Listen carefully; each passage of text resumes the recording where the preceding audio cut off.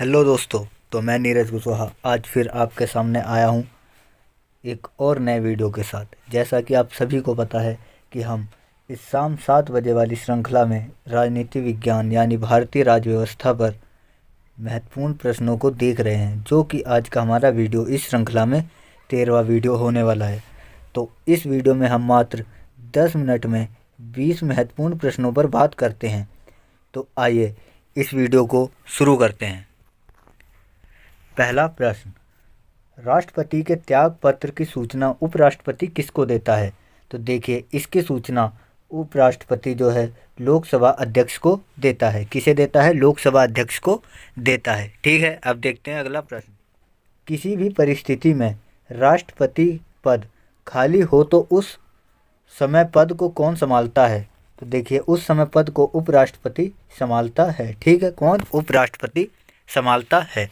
लेकिन अगर उपराष्ट्रपति भी उस समय मौजूद ना हो तो उस पद को जो है मुख्य न्यायाधीश, भारत का मुख्य न्यायाधीश संभालता है। ठीक है, कौन? भारत का मुख्य न्यायाधीश संभालता है। अब देखते हैं अगला प्रश्न। पद, राष्ट्रपति का पद अधिकतम कितने समय तक खाली रह सकता है? तो देखिए, राष्ट्रपति का पद अधिकतम 6 माह तक खाली रह सकता है। ठीक है, अब देखते हैं अगला प्रश्न। वित्त बिल के लिए किसकी पूर्व स्वीकृति आवश्यक होती है? तो देखिए, वित्त बिल से लाने से पहले वह राष्ट्रपति की स्वीकृति लेना आवश्यक होता है। ठीक है, अब देखते हैं अगला प्रश्न। किसी भी अभियुक्त को फांसी की सज़ा को बदलने या कम करने का एक अधिकार किसको है? तो देखिए, यह एक अधिकार जो है वह राष्ट्रपति के पास होता है। राष्ट्रपति अपनी शक्तियों का प्रयोग करके किसी भी अभियुक्त की फांसी की सज़ा को कम भी कर सकता है। ठीक है, अब देखते हैं अगला प्रश्न।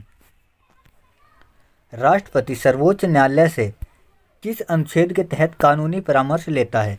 तो देखिए, यह अनुच्छेद 143 के तहत कानूनी परामर्श राष्ट्रपति लेता है। ठीक है, अगर इसमें हम अदर ऑप्शंस को देखें तो अनुच्छेद 123 उपराष्ट्रपति को अध्यादेश जारी करने की शक्ति है। ठीक है, अध्यादेश जारी करने की शक्ति देता है। ठीक है, इसी प्रकार अनुच्छेद 180 यह वित्त आयोग के गठन की बात करता है। ठीक है, किसके? वित्त आयोग के गठन की बात करता है। ठीक है, अब देखते हैं अगला प्रश्न। संसद का अधिवेशन बुलाने का काम कौन करता है? तो देखिए, संसद का जो अधिवेशन है वह राष्ट्रपति ही बुलाता है। ठीक है, और राष्ट्रपति ही इस अधिवेशन को संबोधित भी करता है। ठीक है, क्या करता है? संबोधित करता है। ठीक है, अब देखते हैं अगला प्रश्न। भारत के राष्ट्रपति किस विधेयक को पुनः विचार के लिए नहीं लौटा सकते? ठीक है, तो देखते हैं, यह है वित्त विधेयक। ठीक है, राष्ट्रपति कभी भी वित्त विधेयक को पुनर्विचार के लिए वापस नहीं कर सकता, क्योंकि राष्ट्रपति की सहमति से ही, राष्ट्रपति की स्वीकृति के से ही यह बिल आता है। ठीक है, इसलिए इसे राष्ट्रपति वापस नहीं कर सकता। तो अब देखते हैं अगला प्रश्न। राष्ट्रपति द्वारा किसी विधेयक को पुनर्विचार के लिए लौटाया जाता है तो वह किस वीटो का प्रयोग करता है? तो देखिए, राष्ट्रपति इस टाइम निलंबनकारी वीटो का प्रयोग करता है। ठीक है, किसका? निलंबनकारी वीटो का प्रयोग करता है। और अगर हम परमादेश की बात करें तो परमादेश इसका मतलब होता है, इसका शाब्दिक अर्थ होता है हम आदेश देते हैं। ठीक है, क्या होता है? हम आदेश देते हैं। यह भी एक राष्ट्रपति की वीटो पावर होती है। ठीक है, एक वीटो पावर ही होती है। अब देखते हैं अगला प्रश्न। राष्ट्रपति किस सूची के विषयों पर अध्यादेश जारी नहीं कर सकते? तो देखिए, राष्ट्रपति जो है राज्य सूची के विषय पर कभी भी अध्यादेश जारी नहीं कर सकते, क्योंकि देखते हैं अगला प्रश्न। जब कोई विधेयक संसद द्वारा पारित हो जाता है तो राष्ट्रपति को अधिकार है कि वह उसे पुनर्विचार के लिए वापस भेज सकता है। ठीक है, तो राष्ट्रपति उसे पुनर्विचार के लिए वापस भेज सकता है। यह अधिकार राष्ट्रपति को दिया गया है। ठीक है, लेकिन इसमें अन्य विधेयक को, वित्त विधेयक को छोड़कर अन्य विधेयकों को ही राष्ट्रपति पुनर्विचार के लिए भेज सकता है। ठीक है, अब देखते हैं अगला प्रश्न। सर्वोच्च न्यायालय के न्यायाधीशों की नियुक्ति किस अनुच्छेद के तहत की जाती है? तो देखिए यह अनुच्छेद 124 के अंतर्गत की जाती है। ठीक है, वहीं अगर हम अदर ऑप्शंस को देखें तो अनुच्छेद 143 इसके अनुसार राष्ट्रपति कानूनी सहायता लेता है। ठीक है, कानूनी सहायता लेता है किससे? उच्चतम न्यायालय से। ठीक है, सुप्रीम कोर्ट से। ठीक है, और अगर अनुच्छेद 123 की बात की जाए तो अनुच्छेद 123 के द्वारा राष्ट्रपति अध्यादेश जारी करता है। ठीक है, अध्यादेश जारी करता है। ठीक है, अब देखते हैं अगला प्रश्न।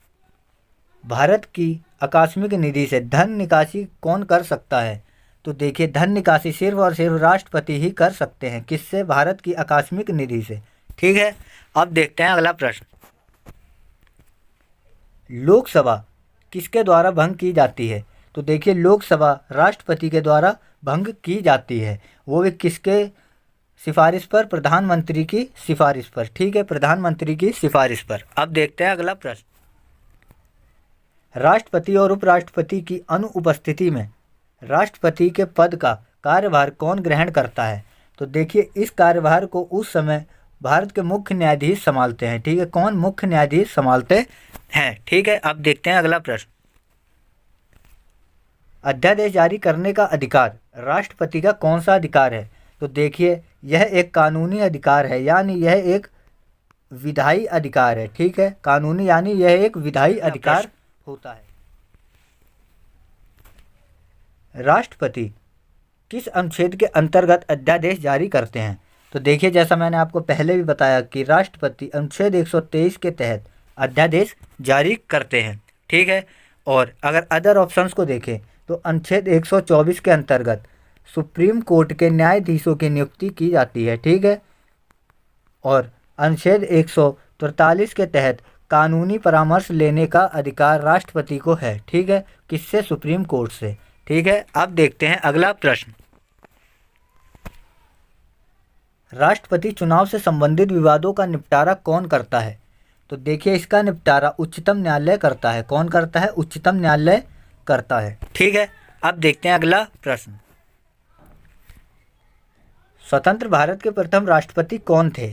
तो देखिए स्वतंत्र भारत के प्रथम राष्ट्रपति डॉक्टर राजेंद्र प्रसाद थे, जो कि बिहार राज्य से संबंधित हैं। ठीक है, कहाँ से? बिहार से संबंधित हैं। यह लगातार 2 बार राष्ट्रपति पद पर बने रहने वाले राष्ट्रपति थे। ठीक है, जिनका कार्यकाल अभी तक का सबसे लंबा कार्यकाल रहा है।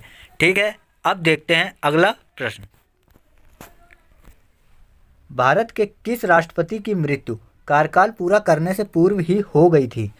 तो देखिए ऐसे 2 राष्ट्रपति अभी तक हुए हैं, जो कि फखरुद्दीन अहमद और जाकिर हुसैन, दोनों ही राष्ट्रपति अपना कार्यकाल पूरा होने से पहले इनकी मृत्यु हो गई थी। ठीक है, तो इसका आंसर क्या है? इसका आंसर है ऑप्शन सी। ठीक है, अब देखते हैं अगला प्रश्न। तो देखिए दोस्तों आज का हमारा यह वीडियो यहीं समाप्त होता है। तो आज हमने 20 महत्वपूर्ण प्रश्नों पर बात की, जो कि राष्ट्रपति से संबंधित सभी प्रश्न थे। तो अगर आपको हमारा यह वीडियो अच्छा लगा है तो इसे लाइक करें, अपने दोस्तों और सभी सोशल मीडिया अकाउंट्स पर इसे ज़रूर शेयर करें तथा हमारे चैनल को अभी सब्सक्राइब करें। तब तक के लिए हम कल फिर मिलेंगे शाम 7 बजे। तब तक के लिए धन्यवाद।